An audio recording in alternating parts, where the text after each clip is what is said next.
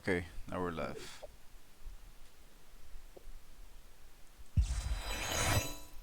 What's up, people?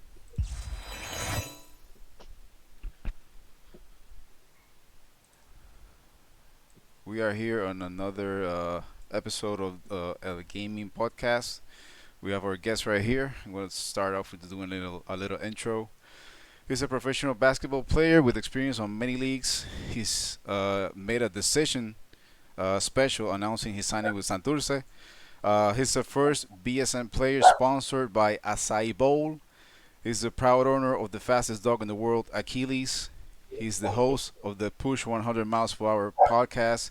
You can catch him on Twitch in his channel Air Moncho 1, streaming some Warzone.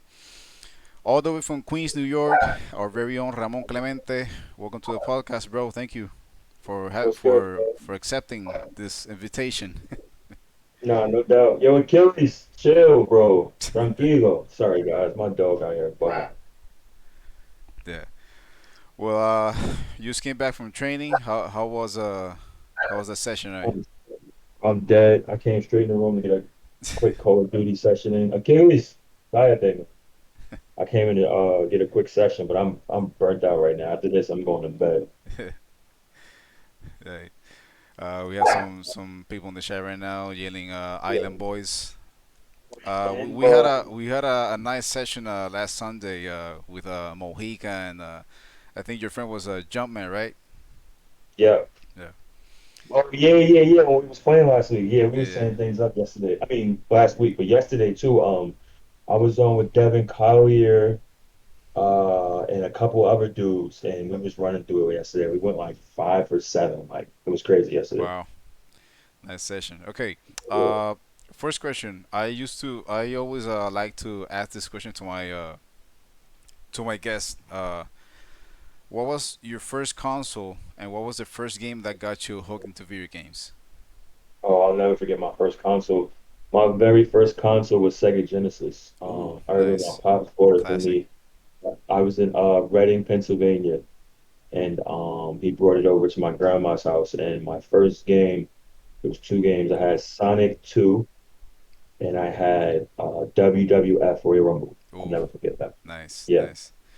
Um, I watch your streams, and you play basically Warzone and Call of Duty.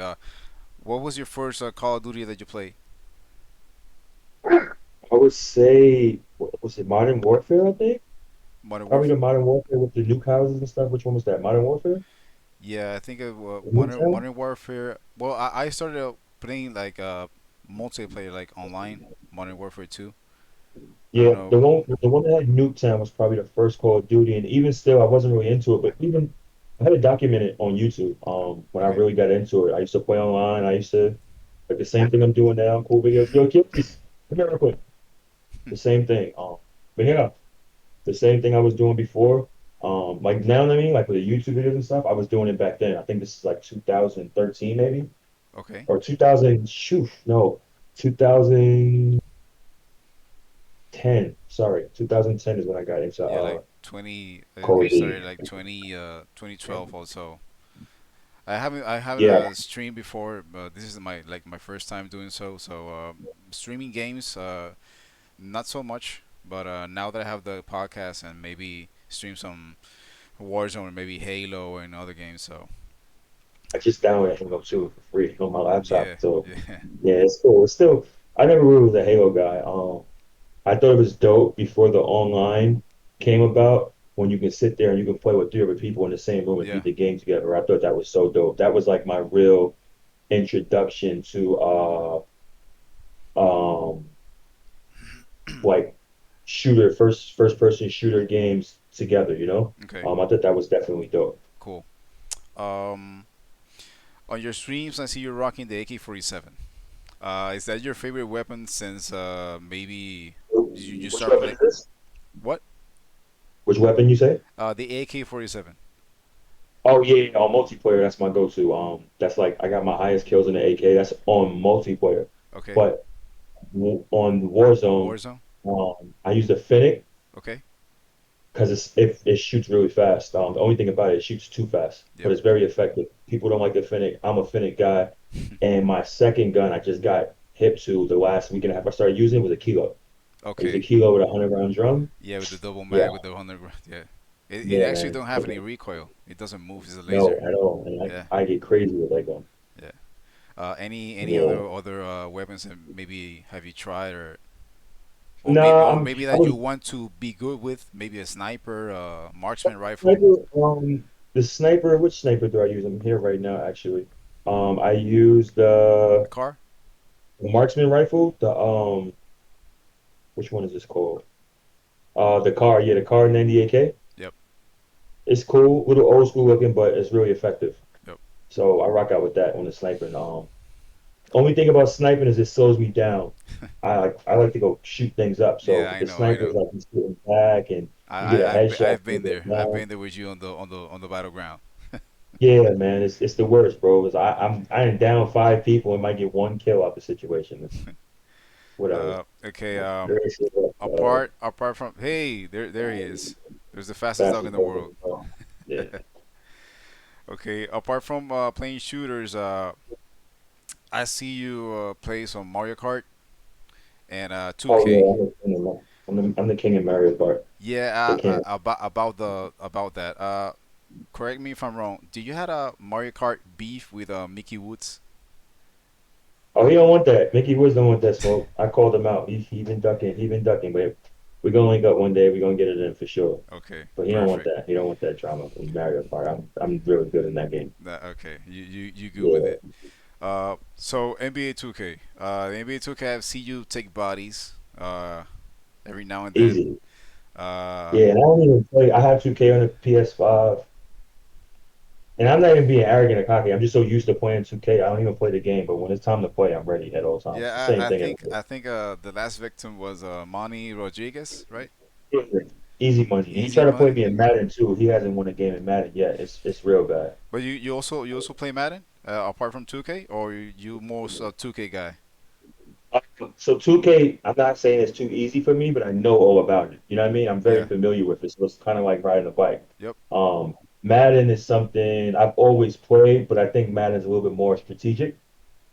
One little mistake, nobody wants to play defense off Madden. So, you know, I think Madden's a little bit more strategic. It's more of a thinking game.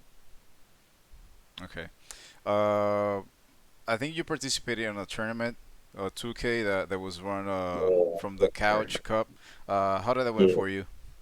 it went ugly because I usually beat Mojica all the time, and then the one time we stream, Yeah, that he was gets your a first dub. match, right, Mojica?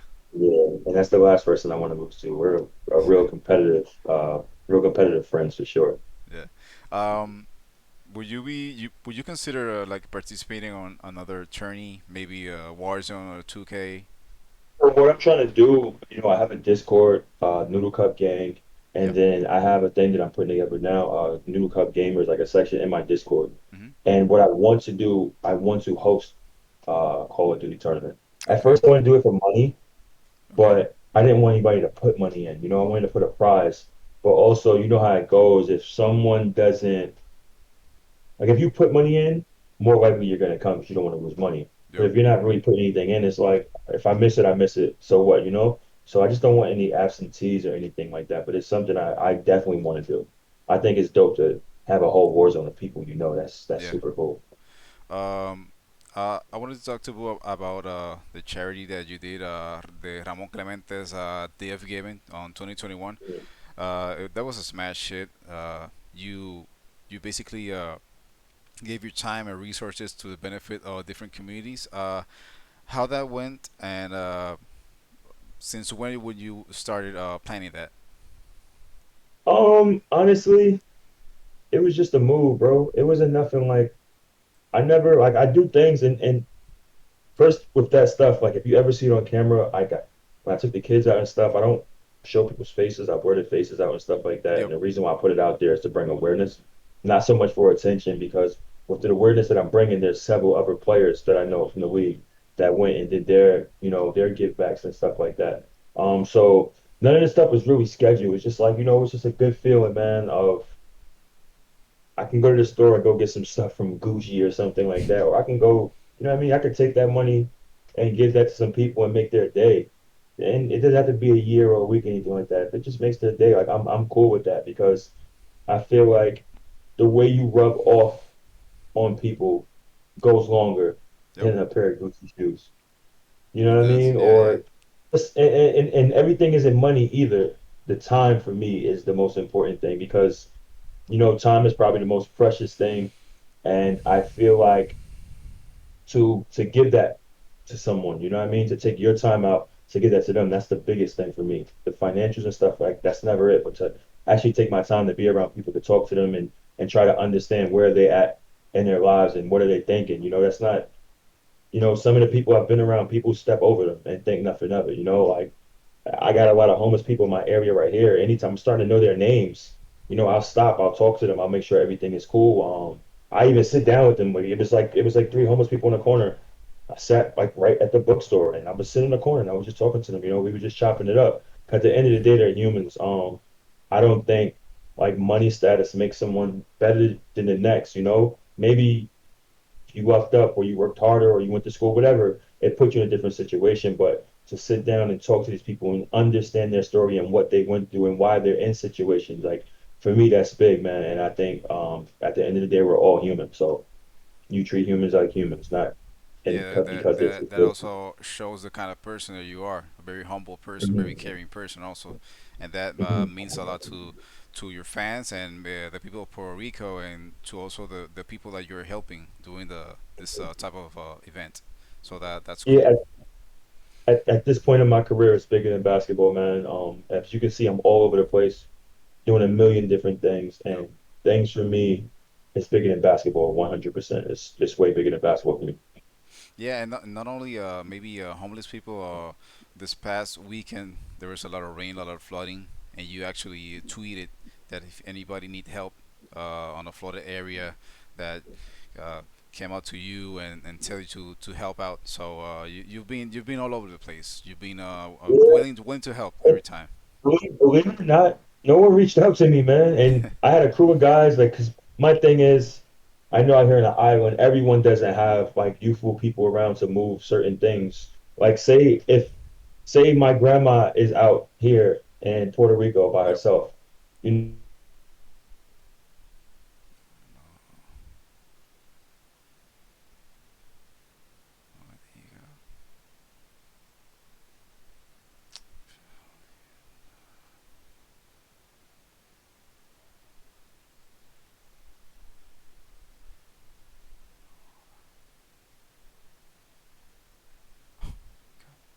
people kind of reached out and they were just saying like just give them a minute and things got better, I guess.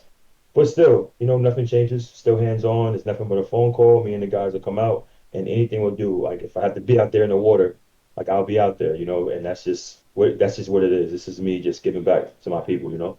Cool. I wanted to talk to you about esports. I wanted to know the maybe your perspective as an athlete, as a pro athlete.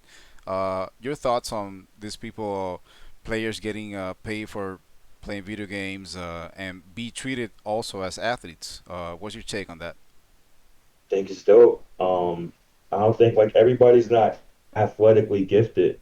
To play video games at a high level like that is a gift. I've been a gamer my whole life since a kid, since my pops Night before the Sega Genesis. I remember we used to have like an Atari with all type of wires wrapped up. And Whoa. as a kid, I used to be like, I don't know what this is, but I gotta figure out how to hook this up and how to put I used to always try to I never knew how to hook the Atari up as a kid. I'm like 5, 4 years old, trying to figure out how to get the system together. So anytime I got around a gaming system, it was just I always try to figure things out. And it's like it always took my attention. So when I got my Genesis and all these things, I was always hooked on it. So I believe it's a real sport. I don't think all sports have to be physical where you're just banging and out there just sweating and stuff. I think video games it can definitely be considered as a sport for sure. And to get paid for it is super dope.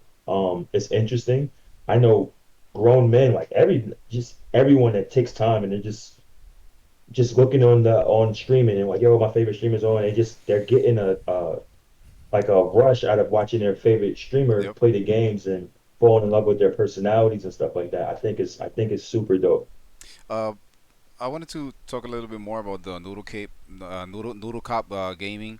Uh, what are you kind of looking for? Is this like a maybe an esports team in the making, or maybe what's your take on that actually? That's the goal. My goal is to get my own. Uh, well, starting with Noodle Cup Gang, I've had Noodle Cup Gang since 2011, I believe. 2011, yeah, because it's 11 years now. And what started out as something I wanted to have something like for people that all have like similar likes.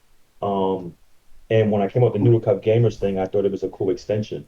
Um, and just trying to put a team up. What I wanted to do, I reached out and I wanted to put a team of 20 people together, 20 gamers and streamers together, and eventually I want to get sponsors and I want to enter tournaments and stuff like that. And more than anything, not even on a competitive level, I just wanted to do something cool, Yep. and just do our own thing. It doesn't have to be like, oh, we're the number one game. Like, nah, this is something that's fun and cool. Hopefully we'll be able to, like I said, get sponsors and have other kids come up under us and other, not even kids, but gamers come up under us and join what I got going on. So hopefully that's the goal for me. That's the goal 100% for me, and hopefully we'll get there. I reached out to a lot of streamers. Yeah. How's it been so far? Reaching out to the streamers. It's been good. It's been good so far. I have a good success rate right now. Achilles, stop. Probably about I'm like 5 for 8 right now. Nice. I don't know if you know, there are a lot of esports from Puerto Rico right now on Really? shooters. Yep. Uh, I know the owner of the team in Puerto Rico that's called Team Solvictus. He Okay. actually started this because he was part of another esports team, and Mhm. he quit that team to make his own. So Really? he, yeah. Um, and also by creating this team, he reached out to Nito, to Benito Santiago Jr. And Exactly. actually, yeah, and he actually signed with the team, so he's part of the team right now. I don't know if you knew that, but what's your maybe your opinion on this? I reached out to Benito and he told me, he's like, oh, I'm a part of a team already. I just spoke to him yesterday, actually. I definitely reached out to Benito. He was one of the 3 of the 8 that didn't. But that's my boy though. He told me anything you need, Ramon, let me know. I got a full team. Benito's really into this. I've been Yeah, to his house before, so it's set up. And I know when season starts, he's going full time all in with this. He said when I retire, I'm going 13 hours streaming days. Like, and I think that's dope. Uh, for me, I'm like, I love gadgets and the internet and gaming online, all this stuff I love. I love the whole NFT and the metaverse. It's like, I can't believe this is like a dream come true for me. So to see all this actually come into like full circle, like I'm super hyped. That's why I try to stay on top of all of this stuff. And I'm just here. I'm here first hands, front row. I'm here nice. for sure. You told me when we started talking to do the interview that you wanted to grow your Twitch channel. Um, Yes. you wanted to grow it. Maybe you want to become a Twitch affiliate or maybe a partner. What's I'm, your I'm gonna I think I'm an affiliate now. What's the first level? An yeah, affiliate. affiliate? Yep, I'm an affiliate. affiliate already. I only got like 150 followers. Okay. The reason why I like Twitch is a challenge. It's not Instagram, Twitter. Like those people that saw my social media, everybody's not into Twitch. Yep. So you really have to dig deep and find a whole new audience. The people that's gonna be on Twitch, they don't know me from basketball, So this is for me, it's like a super cool challenge because it's like I get to find a whole brand new audience and I start from scratch. It started out with with MySpace and you get all your friends and stuff. And then with Twitter, my goal was like I gotta get 10,000 followers. I was super hyped to get 10,000 followers on Twitter. And I got to like almost 20,000 now. Instagram, I wanted to get 1,000. I remember when I was fiending to get 1,000 followers on Instagram. I'm almost at 40,000. I'm at like 39.6 thousand or something like that. And it's not really about the numbers, but I know it's not easy to get someone to just follow you. Yep. And to keep up with what you're doing, like like literally what you're doing as a person. And I think that's super dope. That's why I always treat myself as a business. I try to be as entertaining as possible. I think it's super boring for people, and I follow like almost 3,000 people. I think it's super boring for people to just have a social media and just post like once a month or something like that and follow like 100 people to look cool, look more exclusive. And nah, that's whack. It's like, nah, give the people something. And I'm not charging anybody for anything like that. I just like to give people a show and I like to entertain because you never know what a person's going through. Someone might be a fan of you and they want to know who's Ramon off the court, Yep. you know? So I like to do all of those things. So just all of those things in collective with all the social media, I just learned a few things and I want to bring that to Twitch, but with a whole new audience, not knowing Ramon Clemente, the athlete, or, Ramon Clemente, the guy that plays video games, and we want to fall in love with his personality. So that's what I want to bring here. And even still, I haven't even stepped it up yet on what I want to do on Twitch. You may be planning or on doing a better maybe a setup or maybe a better equipment to do this. Well, no, I have everything.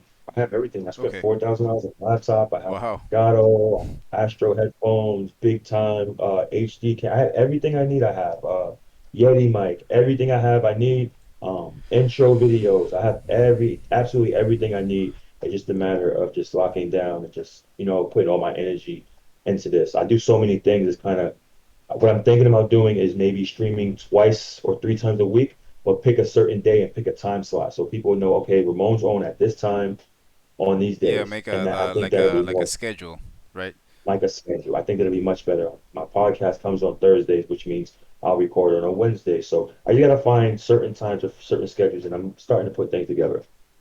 It's a lot of work. I mean, trying to stream and getting those days. Maybe you have a day that you want to stream, and maybe something happens, or so it's kind of hard. Definitely, it's a grind to get all those Yeah, numbers and all those followers. yeah, But I'm a fan. I'll keep in touch. I'll keep watching, and I'll keep following. yeah. So that's I cool. appreciate it, man. I really appreciate it. I wanted to talk about the culture because I gotta say I truly respect your interest on learning about your roots, your family with Roberto Clemente. Is he like a second cousin or something? I got a second cousin on my granddad. Still, I haven't put all the pieces together. Um, Okay. I really never took the time. I remember I met Roberto's widow, and we talked, and she was saying like, I don't care about none of that stuff. Like your family, we're not, we're, I'm. It's just like it's. I don't think it's that. I don't think it's that deep for me to try to go dig in the crates to try to figure things out. Like, it is what it is. I know my heart is with everything. Huge fan of Roberto. A lot of the charity stuff that I do and a lot of the give backs I do is so much inspired by Roberto. Yep. What are the for me right now in the position that I'm in, I've represented the Puerto Rico national team for 9 years. Like I've been a professional athlete for 13 years. Like it makes so much sense for me to like try to carry that torch for Roberto, especially while I'm an active player. Yep. Um, if I wasn't an active player, I probably wouldn't get the same amount of attention. That's just the honest truth. But while I have this attention, I feel like I can keep Roberto's name going already, even though he doesn't need it. He doesn't need it. Roberto Clemente is Roberto Clemente. Definitely. But the Yeah. fact that I can, that's family, so I can still continue to, keep it going as an athlete, and hopefully we'll have another Clemente come after me. That's a young athlete that's like he's in the business and he's still going and he can do the same thing. It's easy. It's easy to be selfish. It's easy to worry about yourself, but to go and reach out and to do a percentage of what Roberto did, that's everything, man. I study so much on Roberto. Yep. Also, for you that you grew up in Queens, for your interest on maybe not only by knowing on your grandfather's side that Roberto Clemente is part of your family, but you always it. I think it doesn't matter. Maybe if you didn't was a family with Roberto Clemente, maybe you still will search more for your culture and your roots because it shows. Every time you do something, you feel very like you were born and raised here in Puerto Rico. I feel that like honestly that you really like our culture, and if you wanted to research more or you will do it. Well, I tell you one thing. My Puerto Rican side of my family is not huge. My grandparents had two boys. I don't really know. Like my grandma's side of Sanchez's, I they could. day one, they was at my games, you know. Mhm. But my grandfather's side, the Clementes, I don't really know too many out here. I don't know anybody from my grandfather's. Like my actual grandfathers would say, "Hey, that was my uncle," or that was. I don't know anyone in Puerto Rico, and it's probably something maybe I should dig into. Wow. My grandfather is still alive, thank God, but maybe that's something that I should probably reach out and probably try to figure out. But uh, in all honesty, if it, I'm in me telling the truth, if it wasn't for basketball to actually bring me out here, I don't think I would be as deep into trying to really figure this out for the simple fact that I'm here. Always knowing that I'm Puerto Rican since day one as a kid in elementary school, and they're like, "Yo, Roberto," I've always heard Roberto Clemente. I've always heard like you don't look Spanish, so this is a regular thing. How's your name Ramon Clemente? So knowing that I'm Puerto Rican, 100%, it was always there. But to try to figure out what this is about, Yep. in all honesty, if it wasn't for basketball, I don't know where my interest level would be because I'm living this now, you know? And it's so many question marks. Like, damn, like, you know, when you go through certain areas of where your grandparents were born and stuff, you have a lot of questions and you want to know more. If maybe if it wasn't basketball, I'll be a guy from Queens that know I'm Puerto Rican. I'll probably come out here for vacation or something like that. You know, Yep. even if I see family, I'll probably do that, then go back home like as if it was nothing. Yeah. But you know, basketball was such a gift that it brought me here and it made me have so many questions because even my first couple years, you know, I'm moving around, I'm trying to make my money, I'm living in different countries and stuff. But as I grow older and I get wiser, more questions start to come. I start to embrace the island more. The people start to embrace me more. You Yep. know, and that went both ways. If I wasn't playing basketball, the people of Puerto Rico probably wouldn't embrace me the same way. You know, so Yep. that goes both ways at the same time. But I'm just happy everything just came and worked out the way it's working out right now. Yeah. Most definitely. Uh, when I started making this podcast, my main goal was to project the positive side of gaming.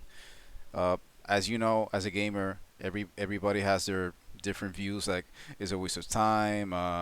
It could damage your brain. It's not always a good thing. So what I asked to my guests is if they can give maybe from self experience about the positive side of video games from your Well, perspective. my thing is it's two things that comes from that people that talk like that is two things. Hmm. They either suck at video games or they just never been into it. Yep, Um, I can agree. for me right now, I just came from working out, exhausted. Let me just go. I wanted to relax. You know, my mind was racing. It was a lot. I played last night. I'm working out today, and this is my relaxation. This is my exit from the world. This is a whole nother world of friends that I've never met in my life, but we Yep, keep a relationship on here. Um, my friends back around the world. Yo, get on Call of Duty. That's our way of bonding.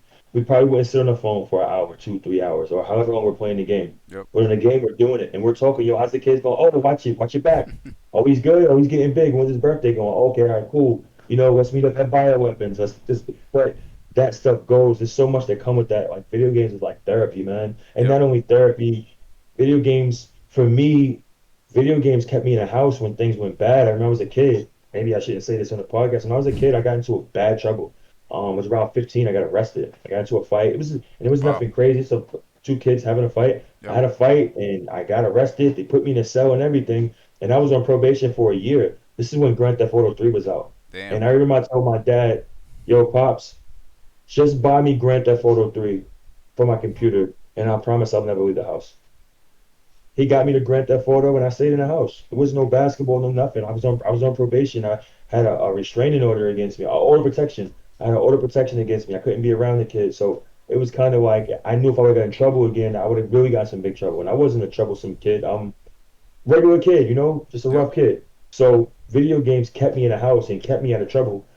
Kept me and my friends out of trouble at certain times. Maybe if it wasn't for this video games, we'd have got into other things, you know, drugs or anything Yeah, like it that. could But be the video even games kept us worse. in the house. It kept our bond together, and it for the most part, I think it saved me some as well. Yep. That's that's a very nice way to put it, like a positive Yeah, gaming. Because if it wasn't for Grand Theft Auto, maybe who knows what would happen. I mean, it could be even worse. yeah, man. Yep. Yeah, it's nothing to run into the same friend again. No, I know. And yo, he's around me. It's nothing to do. I get the kids in the park all the time, and I go to the park. I stayed at the park for the whole year. I stayed away from the whole time, and I just stayed in the crib. I locked in. I'm playing. I was so excited. It's Grand Theft Auto. It was so fun. It was so much to do that it just kept my time, man. I'll stay in the crib. I'll play the game, and that's just what that was at the time. It's Grand Theft Auto. And it's. I swear, I haven't spoke about this since. I don't even think I even shared this with anyone. Wow. I've I never feel I shared feel this story with special. anyone. Yeah, no, I've never, and it's never been a conversation. But as we're talking about video games, Yeah. that's just crazy that's I remember the time of Grand Theft Auto 3 for the PC. So maybe people can listen to this and rethink about it about why a person is playing video games. If it wasn't for video games, maybe a lot of people will be doing something maybe worse things. Yeah, yeah, Yeah. man. So It definitely keep kids at the street. But another thing about video games, I'll tell you my negative, it's not all positive, is the lack of my boy was just telling me like, yo, my son doesn't want to go out the house. He just want to play video games. So I think like also too, some kids like to stay in the house and be lazy as well. I've had my times where I just want to be in the house and play video games, but I was always outside playing basketball too. yep, So there was definitely I know a nowadays you balance. don't really catch too many kids out Hmm. just playing basketball on the playgrounds or just out in the street and stuff like that. A lot of kids are inside playing video games. Now, don't get me wrong, it does keep you out of trouble. I'd Yeah. rather I'd rather the kids stay out of trouble than possibly get in some trouble by out being out all the time. Yep. So it has its good and its bads in my personal opinion. Yeah, you can But definitely mainly good. have a balance of playing video games, and if you like doing sports or anything else, you can do it. Yeah, Just manage your time, and you can do anything you want, and study and everything you want to do. right. No, Uh, for sure. but Moncho, I'm very thankful that you came here into the podcast. I appreciate your time. Appreciate Thank you you. for stepping by. So thank you, Moncho. Thank you to the people that watch right here. This is the gaming podcast. Signing out. Oh, real quick. Yep. Make sure y'all follow me on Twitch. Air Moncho 1. Yeah, I'll Ciao. put it. I'll put it on the link right now. Thanks, man. Okay. Appreciate you, Thank bro. you. Appreciate All you. right, man. Bye. Take care. Bye.